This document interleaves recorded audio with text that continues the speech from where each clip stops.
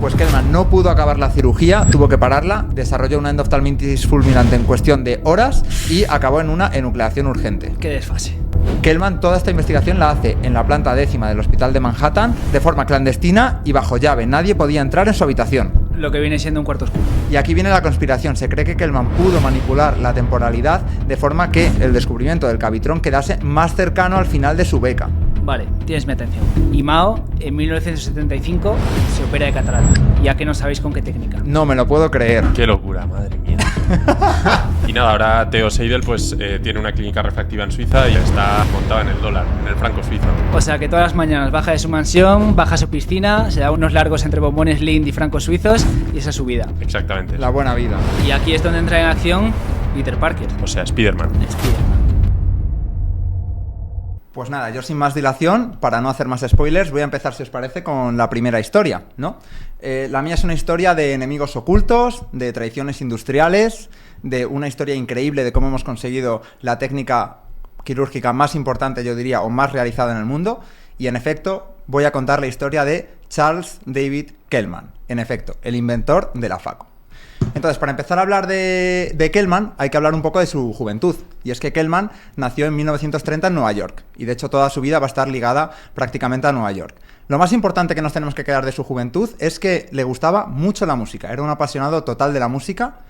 Tocaba la armónica, tocaba el saxofón, tocaba el clarinete. Y desde joven siempre lo que quiso ser realmente era tocar swing, tocar jazz y vivir de ello, ¿vale? De hecho, hay una anécdota que cuenta él, que es que hubo un día, ya cuando era algo más mayor, que le dijo a su padre que tocase una de sus piezas favoritas y le preguntó a su padre, que por cierto era inventor también, le dijo, ¿qué tal te parece que la has tocado? Y él dijo, pues no lo he tocado tan bien como lo tocan mis maestros. Y me dijo, en efecto, por eso vas a ser un doctor. El padre ya le dijo que él podía ser lo que quisiese, podía tocar jazz, podía ser actor, podía ser cómico, pero primero iba a ser médico. Dios, es que cómo lo sabía. O sea, todas las desgracias de la humanidad nacen de artistas frustrados, artistas que no pueden desarrollar su pasión. Pues así empezó. Bueno. Entonces él, pues claro, un poco también por esa relación que tiene con su padre, va a la universidad a estudiar medicina. Y en concreto va a la Universidad de Tufts, en Boston, donde hace los 2 años primeros, y luego va a la Universidad de Ginebra. Él, la verdad es que siempre lo hizo todo un poco para impresionar, con la relación que tenía con su padre. Le hacía mucha ilusión cumplir el sueño de su padre. Con la mala suerte de que el padre se puso malo, contrajo cáncer y murió 6 meses antes de que Kellman pudiese graduarse de la universidad. Y eso que él lo intentó acelerar todo. Finalmente vuelve de Ginebra ya hecho un médico y tiene que comenzar pues lo que ha tenido que comenzar todo el mundo, que es la residencia. Y podíais pensar, ¿Kellman quería desde siempre ser oftalmólogo? Pues lo cierto es que no. Lo cierto es que Kellman cogió la oftalmología un poco porque era una especialidad flexible, una de las razones por las que se coge yo creo hoy en día, que le permitía seguir practicando lo que a él le gustaba, que era la música, el jazz y el saxofón, ¿vale? De hecho, durante toda su carrera y toda su residencia y luego su vida posterior, él va a seguir tocando saxofón, va a hacer espectáculos, incluso hace singles que van a tener cierta repercusión en su época. ¿Y dónde hace la residencia? Pues la hace en el Wilshire Hospital. Y la anécdota también en esto es que no le cogieron a la primera, pero como era una persona tan insistente, cogió un tren, se presentó en el hospital y le cogieron ahí en el Wilshire Hospital. El poder de la turra, ¿eh? Que ya querríamos todos no enviar una carta, que nos rechacen, presentarnos ahí y por pesados que nos cojan para la plaza. Y finalmente, pues va a ser adjunto en el Manhattan Eye, Ear and Throat Hospital, que es un hospital que yo no conocía, pero mi hermana, que estuvo ahí unos meses en Nueva York, me envió una foto oye, este es un hospital monográfico de oftalmología, y yo no tenía ni idea, porque no era Moorfields, no era el Wilshire, no lo conocía, pero fijaos, es el hospital donde ya os voy diciendo que se va a hacer la primera facomulsificación de una catarata. Pero ¿cómo llegamos a esto? Pues primero hay que hablar de qué es lo que había antes. Pues lo que había en la época en la que Kellman empezó, la cirugía que se hacía era la extracción intracapsular de la catarata, que es básicamente sacar la catarata dentro del saco, in toto, y obviamente el paciente quedaba en afaquia, al menos en esa época, ¿vale? Y pues esto obviamente requería incisiones enormes, de 10-12 milímetros mínimo. Y Kellman, que siempre quiso intentar buscar una vía de ser famoso en el mundo, tanto en intentarlo conseguir con la música, como vio por la influencia de un neurocirujano que se hizo famoso por operar con crioterapia el Parkinson, él vio que tú podías llegar a ser alguien importante también en el mundo de la medicina. Y ahí es donde va a comenzar pues sus investigaciones. Para ello, y esto es muy importante, veréis ya veréis un poco más adelante, él va a pedir una beca de investigación, ¿vale? Va a pedir una beca en, quedaros con las fechas, 1964, va a pedir la beca. La primera facoemulsificación fue en 1967. ¿Por qué es importante? Ya lo veremos más adelante. Él va a pedir una beca tengo apuntado aquí, a la Asociación Hartford, ¿vale? Y la razón por la que pide la beca es para estudiar los efectos de la crioterapia, que le había influido el neurocirujano ese, en la coroides, en la retina y en el cuerpo ciliar. Pero él, como ve que eso no va a ninguna parte y que no le van a coger porque no es tan interesante, añade al final de enviarlo una adenda a las tantas de la noche donde pone, y además el investigador descubrirá una manera de operar la cirugía de catarata por una incisión pequeña que no requiera hospitalización, porque entonces después de una cirugía de catarata hacía falta un ingreso de semanas, ¿vale? Y eso lo pone en una adenda. Es como si tú pones hoy en día que voy a hacer un estudio de resistencias a antibióticos en la Comunidad de Madrid y pones, y al final, y el investigador también se compromete a descubrir una cura para el cáncer de pulmón. Pues es un poco, yo creo, así, ¿no? ¿Qué opináis? Es un poco, lo metió ahí y se lo creyeron. A última hora de la noche siempre funcionan. ¿Vale?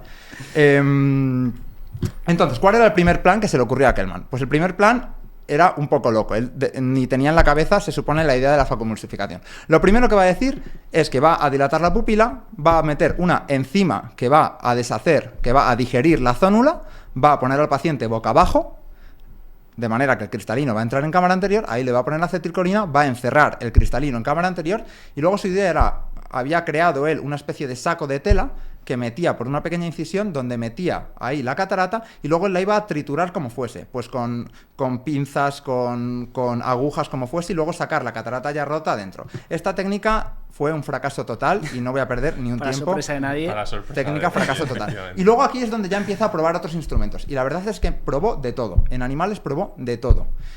Probó trituradoras, probó agujas que se metían y salían a frecuencias altísimas. Probó una picadora de carne que iba como aspirando la catarata y la sacaba. Todo eso tenía resultados horribles. Para empezar, porque esos elementos rotatorios, en cuanto tocaban el iris, en cuestión de menos de un segundo, se lo comían entero, lo desinsertaban y se acababa la cirugía.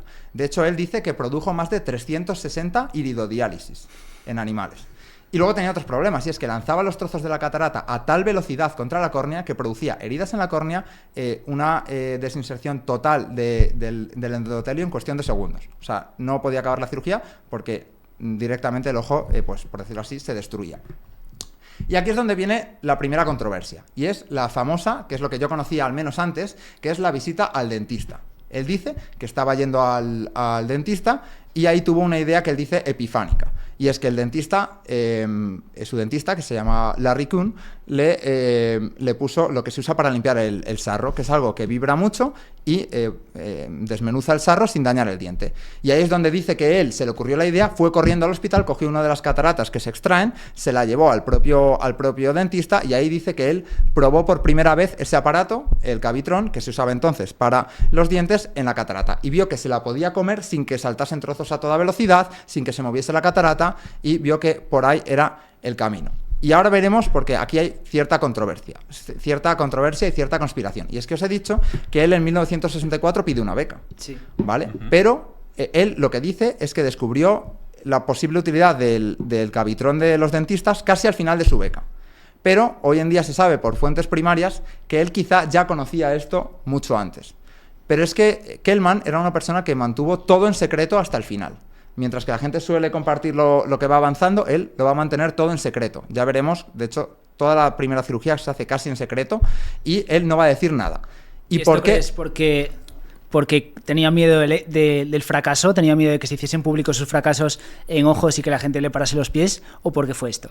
Eso puede ser. Pero hay otra posibilidad, y es, hay documentos escritos que él compartía con los de las becas y con colegas suyos que le estaban ayudando, dentistas que le estaban ayudando, que muestran que él ya conocía lo del Cavitron, que se usaba para el sarro y que se podía usar para esto antes. Pero quizás él lo mantuvo hasta el final de la beca por un tema de copyright, ¿vale? Hay esa teoría de que quizás él dijo, pues esto fue un hallazgo totalmente casual, totalmente desligado de la actividad que yo realicé con mi beca, porque él quería quedarse como autor total del descubrimiento de la Y que no facoemulsificación. estuviese ligado a la institución que le había dado la beca. Esa, Con la idea de patentar, esa es la conspiración. Kellman siempre cuenta la historia de que estaba en el dentista y se le ocurrió la idea en el dentista justo al final de su beca. Aunque en realidad él tenía un dentista que se llamaba Joan Bernstein y Larry Kuhn, que sale en numerosos documentales, pues tenían una relación fluida. De hecho, estuvieron trabajando con él en su laboratorio. O sea que realmente se sospecha que ya incluso en 1962, 2 años antes de la beca, él sabía que existía el Cavitron y al menos lo sabía aunque no lo había usado.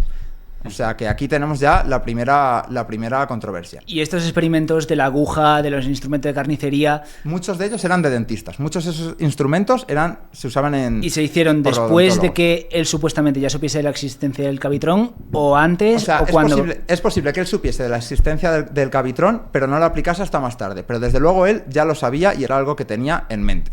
¿Vale? De hecho, hay un artículo que, cito textualmente, sugiere con diplomacia, pero con claridad, que Kellman pudo haber manipulado o distorsionado la cronología de su invención, especialmente en lo que respecta a cuándo comenzó, conoció y comenzó a usar el Cavitron para cirugía ocular. Tienes mi atención. Exactamente. Pues ahora iremos viendo más adelante dónde acaba esto. Y es que él va a elaborar el primer prototipo en colaboración con Cavitron, que es la empresa que producía la maquinaria para los odontólogos, con Anto Banco, que va a ser, junto con Kellman, los únicos dueños del copyright del primer facoemulsificador. Los dentistas no van a tener nada que ver, y eso que le habían estado ayudando bastante y eran colegas suyos, y solo van a ser Anto Banco y Kellman los dueños de la patente del Cavitron. Quizás aprovechándose de que ellos dijeron que lo habían descubierto al final de la beca, cuando ya no quedaba dinero casi, porque se lo había gastado todo en las técnicas que he ido nombrando anteriormente, y que fue un descubrimiento final que no tuvo nada que ver con la beca, y de hecho Cavitron luego lo vendió a otra empresa que se llamaba Cooper Vision y finalmente a Alcon. Pero si los primeros dentistas le hubiesen introducido el Cavitron, podrían después haber tirado de la manta y haber dicho, no, tú ya sabías esto en 1962. Ya, pero realmente ellos nunca dicen nada ellos aparecen en numerosos documentales, sus hijos también, y nunca se nombra nada de eso. Pero sí que es verdad que están las pruebas ahí de que Kellman ya conocía todo esto antes. Y luego, ¿dónde trabajaba Kellman? Pues Kellman trabajaba en la planta 10ª del Manhattan Eye, Ear and Throat Hospital de Nueva York, casi de forma clandestina. Lo tenía todo totalmente cerrado. Nadie sabía qué pasaba ahí más que sus más cercanos ayudantes, ¿vale? Y su paranoia, a medida que va viendo que la facoemulsificación tira para adelante, va a ir más allá. Vamos a ver cómo son las primeras facos en animales. Vemos que al principio había que hacer muchas iridectomías, como hemos dicho, más de 360. Las Rexis por entonces pues se hacían en el árbol de Navidad. Y luego el primer problema que tuvo, y es que la cirugía intracapsular se hacía con lupas, no con microscopio. Nadie sabía usar un microscopio y Kellman tuvo que aprender a usar un microscopio. Primero usó uno de otorrino. Y luego el problema de la córnea, que es que colapsaba decenas de veces por cirugía y el faco se clavaba en la parte posterior de la córnea. Porque no había infusión dentro del ojo, entiendo. Había infusión, lo que no había era la regulación de la presión, que es algo que veremos que desarrolla más adelante. Y, como siempre, una pequeña intervención española en el proceso, y es que Kellman pedía la solución que usaba para que no se descompensase la córnea durante la cirugía al centro Barraquer, y se la proporcionaba Joaquín Barraquer. O sea que vemos que incluso ya en España había oftalmólogos muy pujantes que influyeron directamente en el desarrollo de la faco. Kellman confiaba plenamente en los Barraquer para que le suministrasen la solución que iba a usar para dentro del ojo. Vale, pero si hasta ese momento Kellman no era nadie, no había desarrollado nada, no había publicado nada, ¿cómo se le permite contactar con gente puntera de otros países? ¿Cómo se le permite cerrar un ala entera de un hospital en Manhattan? ¿Cómo se le permite todo eso? Él era adjunto en el hospital de Manhattan, y él tenía un pequeño laboratorio, tampoco es que fuese muy grande, tenía un pequeño laboratorio, y lo que tenía eran los fondos de la beca, con lo que iba manejando todo. Y vamos, finalmente, después de perfeccionarlo durante mucho tiempo, al primer paciente, porque aquí ya está lo más crujiente de la historia. Y es que coge a un hombre de mediana edad, esto es algo más conocido, con un ojo totalmente ciego por un glaucoma terminal, y es un ojo ciego doloroso, y va a ser enucleado de cualquier forma. Pero claro, lo preparó de forma totalmente clandestina, ¿vale? La paranoia al final de los últimos días era total. Vigilaba bajo llave totalmente el aparato. Lo movió de forma clandestina por la noche al quirófano, y la cirugía se hizo un sábado por la mañana. Colgó en la puerta del quirófano un cartel que ponía: prohibido pasar, sala infectada. No quería que nadie entrase ahí. Empezó la cirugía, una incisión de 3 milímetros, capsulorhexis bien. ¿Fue todo bien? Pues no, fue un fracaso total la cirugía. Duró 4 horas, estuvo 1 hora entera dando faco, la pupila inicialmente estaba dilatada pero rápidamente colapsó y tuvo que hacer de hecho una iridectomía.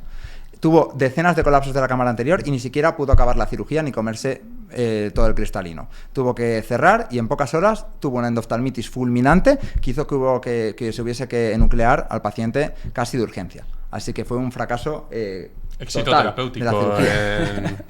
en mis libros. Entonces, visto esto, cualquier persona casi se habría retirado, yo creo.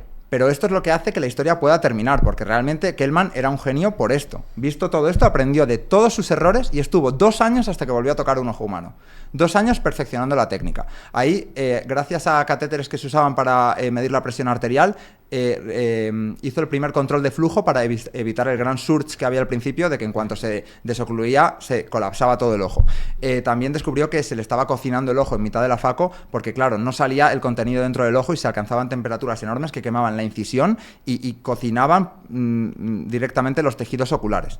Y también el mango pesaba casi 1 kilo y 1 hora de faco con 1 kilo en la mano, os podéis imaginar. Desarrolló también un sistema de sujeción. Pues 4 horas que estuvo no me quiero imaginar. Claro, imaginaos. Y además que él lo hacía porque era el inventor, pero una persona normal no lo iba a hacer. Y él lo que quería era que esa técnica se utilizase. Por eso, en 1969 va a hacer el segundo intento. De nuevo, un ojo que no ve casi nada, que tuvo una obstrucción de arteria central de la retina. Y mientras tanto se dedicaba exclusivamente a eso. No, él tenía su actividad como oftalmólogo. Y no operaba. Operaba con las técnicas que se operaban en esa época, mientras desarrollaba esto. Y mientras hacía diabluras y travesuras. Exactamente, en su cuarto a oscuras. Y segundo intento. Aquí él dice que si fracasaba, lo iba a abandonar del todo. Había evitado los colapsos de la cámara anterior, había mejorado la maniobrabilidad y era más liviano la pieza de mano, ya no se quemaban las incisiones y, de hecho, esta fue un éxito parcial. El paciente pasó de no percepción de luz a percepción de luz. El edema corneal duró 6 semanas. Lo cual él considera muy buen resultado. Bueno, en sus menos apuntes. que alguna cirugía de algún residente. O de retina. Y ya con estos resultados empieza a probarlo más y empieza pues las reacciones y el escepticismo del establishment, ¿vale? Él tuvo que convencer a los de su hospital y al resto de oftalmólogos, ¿vale? Va a vivir una batalla total. Y va a tener varios problemas. Directamente en su hospital quisieron prohibirle operar con esta técnica. Se enfrentó al comité del hospital y consiguió que le dejasen operar, pero con supervisión directa caso a caso de cada uno de los casos. A mí esto realmente, nos ponemos del lado de Kellman aquí, porque tuvo razón, pero realmente los del hospital tenían toda la razón. ¿Vosotros qué opináis? O sea, era un tío que estaba haciendo una cirugía... haciendo cirugías clandestinas de dudosa moralidad y ética, pues que menos que mínimo vigilarle. Hoy en día algo así sería, vamos, algo O sea, él advertía a todos sus pacientes de que era algo experimental y eran pacientes que sabían que no tenían pronóstico visual. Les decía que era pues por la ciencia. Pero yo entiendo al comité del hospital. Me sorprende incluso que, como están ahora los comités de ética, lo permitiesen, ¿no? Obviamente en otra De hecho, época. solo le dejaban hacer una faco a la semana. Como... Entonces, vamos ahora con problemas políticos en la aceptación de la catarata. Él, claro, a todo esto sigue siendo un cómico, sigue siendo un saxofonista, va a espectáculos. Entonces, él, en sus propias palabras, dice: es difícil introducir un cambio tan importante sin que a la gente le provoque rechazo. Pero cuando la nueva técnica requiere un microscopio que por entonces nadie usaba, tienes que perder un montón de ojos, dice, antes de que ni siquiera empezar, y es desarrollada por un saxofonista que todavía aparece en los espectáculos de música y hace monólogos de comedia en casinos de Atlantic City. Eso lo dificultaba bastante. O sea, porque él, de cara a la sociedad oftalmológica, era eso. Había un ambiente de abierta hostilidad contra él. Y además que la faco desafiaba a décadas de práctica establecida, cirujanos de 60 años que no iban a aprender a usar un microscopio y mucho menos un faco, ¿vale? Pero algo que es muy elegante de Kellman es que pese a que tuvo cientos de enemigos, él en todas sus entrevistas, todos sus artículos, todos sus libros, nunca va a nombrar a ninguno de sus enemigos. Habla de la Sociedad Americana de Oftalmología, habla de algún compañero de Cavitron, pero nunca va a decir nombres de personas. Nunca va a decir quiénes fueron sus enemigos, lo cual a mí me parece bastante elegante por su parte, porque es verdad que es gente que le puso muchos problemas, como veremos un poco más adelante. Sobre todo después de haber tenido éxito, que es fácil luego... Es fácil decir, yo tenía razón y esta persona y esta persona no. Vamos a seguir. De hecho, la Sociedad Americana de Oftalmología creó un estudio multicéntrico comparando la intracapsular con la suya y pese a que los resultados parecían que eran iguales, recomendó la técnica de Kellman y dijo que se tenían que hacer intracapsulares. Y Kellman, de hecho, tuvo que contratar a un estadístico propio y aún así no le dieron la razón. ¿vale? Y la última arremetida de sus enemigos fue convencer a la FDA para que nombrasen, catalogasen su cirugía como una cirugía experimental y por lo tanto los seguros no tenían que pagar por esa cirugía. Al considerarse experimental no se podía reembolsar la cirugía al hospital. Por lo tanto, la gente que ya estaba empezando a hacerlo rápidamente se pasó al intracapsular de nuevo, ¿vale? Tuvo que vivir verdaderos pleitos, incluso convencer a pacientes suyos de que diesen testimonio de que su técnica era buena. Algunos de ellos eran personajes célebres de la época que se habían operado y hicieron campaña por él. Y finalmente empezamos con traiciones industriales. Cuando se vio que esto ya en 1971 tiraba para adelante, uno de los ingenieros jefes de Cavitron lo que hizo fue codificar todo el proceso que había existido, todos los modelos, todos los planos, todo lo que se sabía del Cavitron que se usaba para el ojo, lo codificó y dijo: o me ascendéis a vicepresidente o retengo esta información y tenéis que empezar de cero.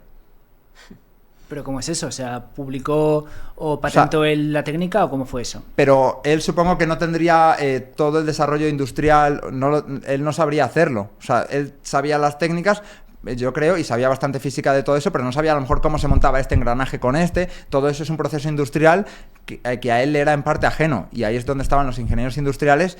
Y uno de ellos cogió todos los planos, todas las instrucciones que hacen falta para hacer el Cavitron, lo codificó y dijo que no lo devolvía, sino le admitirían como vicepresidente.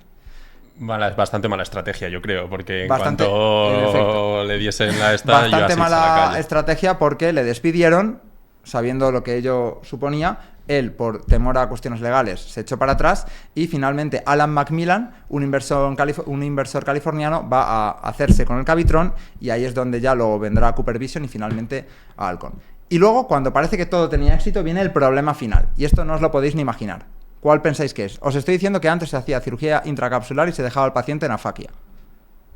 El tema de las lentes, el desarrollo de las lentes. Exactamente. Se dejaba al paciente en afaquia y las primeras lentes que se empezaron a producir eran lentes rígidas, que no se podían meter plegadas y requerían incisiones enormes de 8 milímetros, que cuando habías hecho una intracapsular de 10-12 milímetros no pasaba nada, pero cuando estabas haciendo una faco por 3 milímetros, pues obviamente no tenía mucho sentido. Claro. Y ahí la gente que ya llevaba un tiempo defendiendo a Kellman y haciendo las primeras facos, volvió de nuevo a la técnica intracapsular para meter esas lentes. Una mala suerte tremenda porque retrasó y yo creo que le trajo muchos quebraderos de cabeza, porque eso ya no dependía de Kellman, hasta que finalmente, unos años después, ya se crearon las primeras lentes plegables y ahí ya es donde tenemos el triunfo final de Kellman. La faco es el gold estándar, la cirugía más hecha en el mundo, y en 1994 es nombrado oftalmólogo del siglo. ¿Qué os parece esta historia? Me parece muy buena historia, me parece que tiene muchos detalles muy desconocidos, me parece que podría perfectamente hacerse un libro o una película perfectamente, incluso una serie, o sea que ahora se hace de cosas mucho menos interesantes, me parece que tiene mucha chicha y me parece muy sorprendente, me parece que dice mucho, pues también me parece un relato bastante asimilable a la sociedad americana, al sueño americano de aquella época. Y hoy en día sería imposible, desde luego. Desde luego. Yo estoy seguro. Sí, hoy en día todos esos experimentos que le hacía, los comités de ética, está claro que ya era algo inaprobable. Un cirujano loco en Manhattan, con todo lo que ello conlleva, que no es hacerlo en un rincón del mundo. No, él estaba en el centro haciendo toda esa innovación.